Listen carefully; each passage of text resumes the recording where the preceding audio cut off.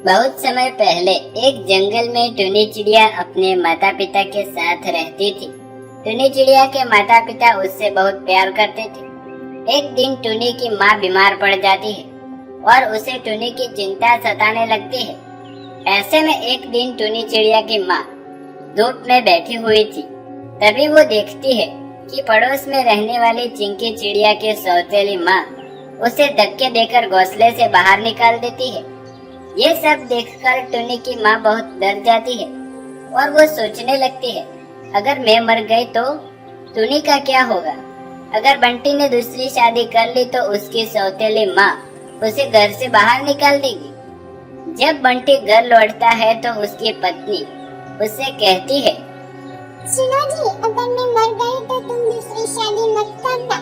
सौतेली माँ मेरी बेटी पर बहुत अत्याचार करेगी।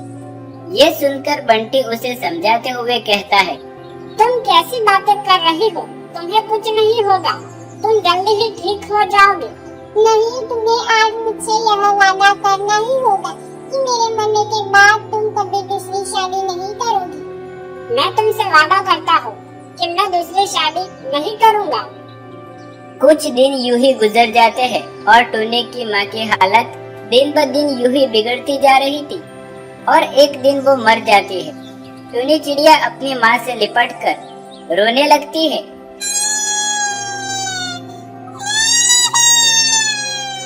उठो ना माँ, तुम कुछ बोल क्यों नहीं रही हो? उठो माँ, अपने बेटी को इस तरह छोड़कर कहाँ चले गए? माँ उठो ना, आंखें खोलो।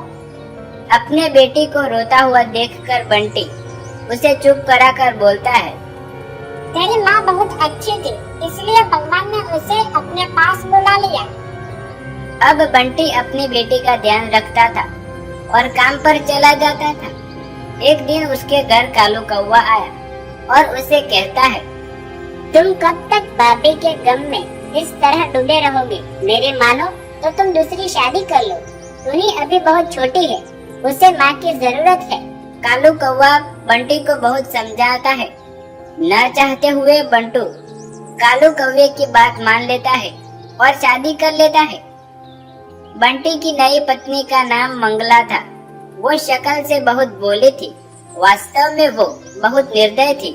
मंगला टुनी चिड़िया को बंटी के सामने बहुत प्यार करती, लेकिन उसके काम पर जाते ही मंगला टुनी पर अत्याचार करना शुरू कर देती।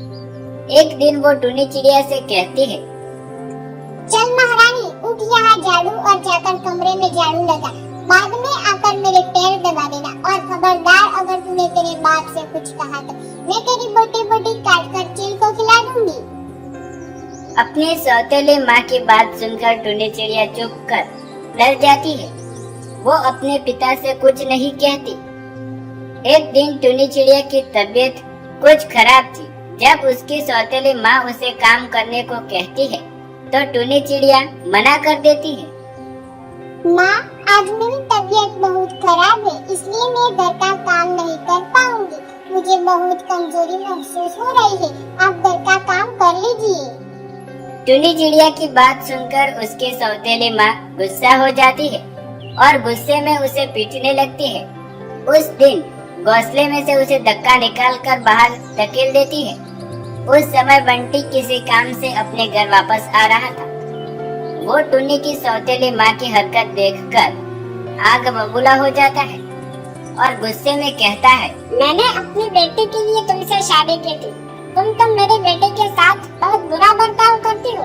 अभी और इसी वक्त इस घर में से निकल जाओ। ये सुनकर मंगला बंटी से माफी मांगने लगती है। बंटी, मुझे माफ कर दो, यह टुनी बहुत ही ज्यादा बदतमीज है। तुम जो जानती हो मैं टुनी और तुमसे कितना प्यार करती हूँ। मुझे बताओ, मैं अपनी बेटी को नुकसान पहुँचा सकती हूँ क्या? वह मंगला को माफ नहीं करता और उसे घोंसले से भगा देता है। फिर बंटी अपनी बेटी टुनी चिड़िया के साथ खुशी खुशी रहने लगता है। कालू की माँ ने गांव की लड़की टुनी से उसकी शादी करवा दी थी। कालू को टुनी से शादी नहीं करनी थी, लेकिन घर वालों की जोर जबरदस्ती की वजह से उसे वो शादी करनी पड़ी। जिसके बाद कालू शादी करके टुनी को अपने घर ले आता है। घर वालों की पसंद से शादी करके दोनों बस एक दूसरे के साथ फॉर्मेलिटी के तौर पर रह रहे थे। शादी के इतने दिन गुजरने के बाद भी कालू टुनी से बात नहीं करता था। कालू को टुनी नापसंद होने की वजह से वो उससे चिढ़ा चिढ़ा रहता था। एक दिन टुनी के सास कोकिला उससे कहती है, बहू क्या बात है, कालू और तुम कहीं घूमने नहीं जा रहे हो? शादी को इतना समय हो गया। माँ जी, तुमको काम से फुर्सत मिले तो जाए ना। मैं बोल देती हूँ, आने दो काम से, छुट्टी लेकर घूम आओ, थोड़ा मन भी लग जाएगा तेरा। इतने दिन हो गए घर में बैठे बैठे, तू भी बोर हो जाती होगी। नहीं माँ जी, ऐसी कोई बात नहीं। अच्छा अब बताओ, चाय पियेंगे तो बना दूं? हाँ बना दे, फिर मैं आराम करने चली जाऊंगी। और शाम को क्या बनाना है कालू से पूछ लो। टुनी चाय बनाकर कोकिला को दे देती है। कोकिला चाय पीकर अपने कमरे में आराम करने चले जाते हैं। ऐसे ही दिन गुजरता है और जब शाम को कालू घर आता है तो उसके कुछ देर आने के बाद फ्रेश होकर वो सोफे पर बैठ जाता है। तभी टुनी बोलती है, खाने में क्या बनाना है बता दीजिए। जो खाना है वो बना लो, मुझसे पूछने की जरूरत नहीं है। माँ जी ने ही बोला था आपसे पूछने को। माँ जी जो बोलेगी वही करोगे क्या? हर चीज मुझसे पूछकर करती हो। बना लो जो बनाना है। ये कहकर कालू अपने कमरे में चला जाता है। टुनी खाना बना कर ले आती है और कुछ देर बाद सब टेबल पर खाना खाने के लिए आ जाते हैं। बैंगन की सब्जी देखकर कालू बोलता है, अबे यार, बैंगन बना लिया, ये तो कोई सब्जी है। अब क्या परेशानी है आपको? जब पूछा था तो आपने बोला था कुछ भी बना ले, अब बनाया है तो बोल रहे हैं मैं नहीं खा रहा खाना। बेटा खाना ऐसे छोड़कर नहीं जाते, खा ले थोड़ा सा। मैंने कहा ना माँ, मुझे भूख नहीं है, मैं नहीं खा रहा। कालू हमेशा अपने ऐठ में रहता। दोनों में छोटी मोटी लड़ाई रोज होती और कालू को तो वैसे भी टुनी पसंद नहीं थी, इसलिए वो हर वक्त उसकी बेइज्जती करता रहता। ऐसे ही कुछ दिनों बाद कालू काम के सिलसिले में दूसरे शहर जाता है, जहाँ उसके पड़ोस में रहने वाली लड़की सीमा कालू को रोज देखती थी। कालू भी उसे पसंद करने लगा था। एक दिन कालू ने जाकर उसे अपना नंबर दे दिया, जिसके बाद दोनों के फोन पर घंटों बात होने लगी। धीरे धीरे वह बाहर मिलने भी लगे, एक दूसरे के बारे में बातें भी करने लगे। तभी एक दिन कालू सीमा से बोलता है, तुम मुझे पसंद करती हो सीमा? हाँ कालू, मैं तो अब तुम्हारे बिना रह नहीं सकती। मैं भी नहीं रह सकता, लेकिन एक दिक्कत है, मैं शादीशुदा हूँ और मुझे मेरी पत्नी बिल्कुल भी पसंद नहीं। मैं सिर्फ तुम्हें चाहता हूँ। यह बात तुमने मुझे पहले क्यों नहीं बताया? अगर बता देता तो तुम मुझे अपने दिल की बात पहले कभी नहीं बता दी। वैसे भी तुम्हारी पत्नी के होते हुए तुम मुझे अपनी पत्नी क्यों बनाना चाहते हो? यार, मेरी शादी मेरी मर्जी से नहीं हुई, मेरी माँ की पसंद से हुई। मुझे तो वो पसंद नहीं, तुम पसंद हो। तुम्हारी ये चिट्टियाँ कलाइयाँ पसंद है, लेकिन मेरा नसीब तो देखो, मेरी शादी एक गांव के गवार से हो गई। अभी भी कुछ नहीं बिगड़ा है, तुमसे शादी करने के लिए तैयार हूँ। आखिरकार प्यार जो तुम मुझसे ही कर। कालू और सीमा शादी करने के लिए तैयार हो जाते हैं। कुछ समय बाद दोनों शादी कर लेते हैं, लेकिन काम खत्म होने पर कालू को अपने घर आना पड़ता है और सीमा शहर में ही रहती है। ऐसे ही एक दिन कालू नहाकर आता है। कोई ना कोई बहाना बनाकर टुनी के पीछे लग जाता है, जिससे झगड़ा हो और वो उसे छोड़ने का मौका पा सके। वह बस उसी दिन का इंतजार कर रहा था। ऐसे ही एक दिन कालू के शर्ट पर बाल मिलता है। टुनी उस बाल को कालू को दिखाते हुए मजाक में बोलती है, यह इतना लंबा बाल आपके ऊपर कैसे आया? मेरे किसी सौतन का तो नहीं है? अरे क्या चाहते हो? हर वक्त पीछे पड़ी रहती हो, कभी ये कभी वो, हमेशा शक करती रहती हो। मुझ पर मेरा पीछा छोड़ दो। गांव से आई गवार मेरा पीछा छोड़ने का क्या लोगे? मैं तो मजाक कर रही थी, तुम इतना चिढ़ते क्यों हो? जब इतनी तकलीफ है तो मुझसे शादी क्यों की? भले ही गांव की हूँ, लेकिन बोलने की तहजीब तो है मुझ में। तो अपने इस मुंह को बंद भी कर लो। पता नहीं कौन सा सैंपल आ गया मेरे पास, किसता रहता हूँ हर रोज। बहुत बड़ी गलती हो गई मुझसे जो तुमसे शादी कर ली। अपने घर जाओ, मुझे नहीं रहना तुम्हारे साथ। खरीद कर लेकर नहीं आए हो तुम मुझे, शादी करके लाए हो। ऐसे नहीं जाऊंगी, इस घर में रहूंगी।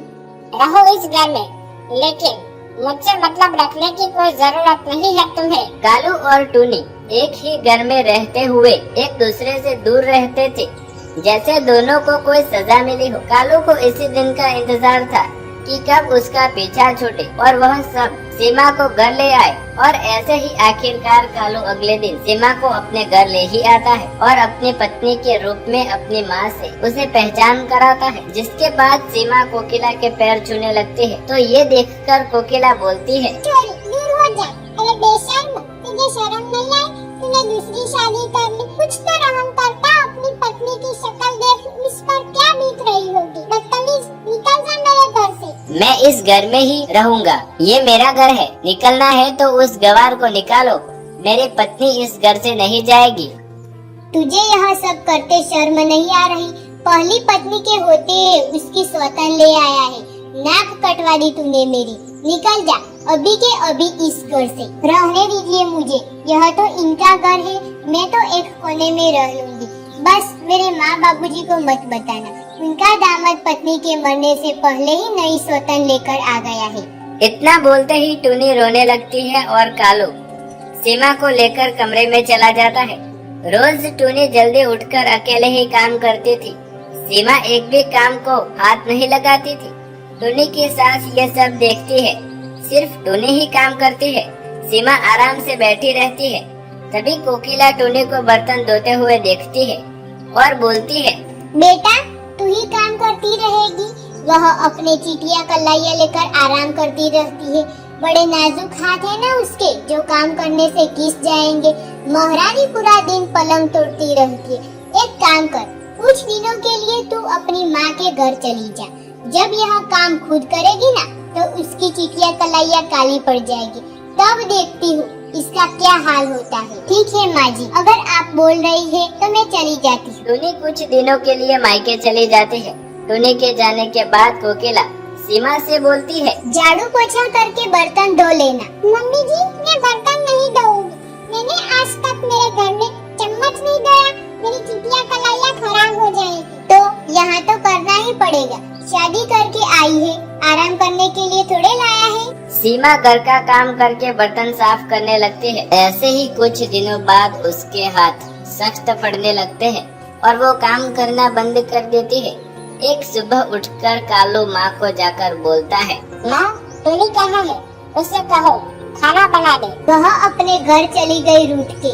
कौन है यहाँ उसका जिसके पास रहती अपनी नई पत्नी से जाकर बनवा ले खाना। इतना सुनते ही कालू सीमा के कमरे में जाकर बोलता है, सीमा रोटी बना दो, मुझे ऑफिस के लिए देर हो रही है। मैं नहीं बनाऊंगी, मेरे हाथ जल जाएंगे। मैं और किससे बोलूं? तुम मुझे खाना बना कर भी नहीं दे पाओगी। तुम्हें यहाँ हाथ सेकने के लिए थोड़ी ना लाया हूँ मैं। मेरे हाथ खराब हो जाएंगे। क्या करना है कर लो, जो करना है कर लो। मैं अपनी नाजुक चिटिया कलाइया को खराब नहीं करूँगी। तुम्हें बस अपनी चिटिया कलाइया की फिक्र है, मेरी नहीं। तुम्हें मूर्ति बनाकर सजाने के लिए नहीं लाया यहाँ। तो क्या आप मुझे नौकरानी बनाने के लिए लाए हो? अरे आए दिन कभी बर्तन दो, कभी कपड़े दो, मुझसे नहीं बनता यहाँ खाना बना। सीमा की बात सुनकर कालू को बहुत बुरा लगता है और वो दुखी होकर गुस्से में बोलता है, मत बनाओ। मुझे अब खाना भी नहीं है तुम्हारे हाथ का। तुमसे तो अच्छी टुनी थी, एक बार उसे कोई काम बोल देता तो वो उस काम के लिए मुझे कभी मना नहीं करती थी, और तुमने तो खाना बनाने के लिए ही मना कर दिया। वह अच्छी थी तो उसके साथ ही रह लेते, मुझसे शादी क्यों की? बुढ़िया सारा दिन बैठकर हुक्म चलाती है उस गवार के जाने के बाद। मुझे ये सब पता नहीं था कि तुम ये सब करोगे मेरे साथ। कितनी बदतमीज हो तुम। अब पछतावा हो रहा है मुझे। मैंने बहुत बड़ी गलती कर दी, टुनी का दिल दुखाकर तुम्हें यहाँ ले आया। रहो उसके साथ, मुझे नहीं रहना तुम्हारे साथ। सीमा घर छोड़कर चली जाती है और कालू को टुनी के साथ किए हुए गलत बर्ताव का बुरा लगने लगता है और वह उसके मायके से अपने घर ले आता है और उसके सामने सर झुकाकर बोलता है, मुझे शहर वाली सीमा नहीं, बस मेरे गांव वाली टुनी ही चाहिए, जिसके साथ मैं पूरी जिंदगी बिताना चाहता हूँ। मुझे माफ कर दो टुनी, मैंने तुम्हारे साथ बहुत गलत किया है। उनकी आंखों में आंसू आ जाते हैं और वह अपने पति को माफ कर देती है।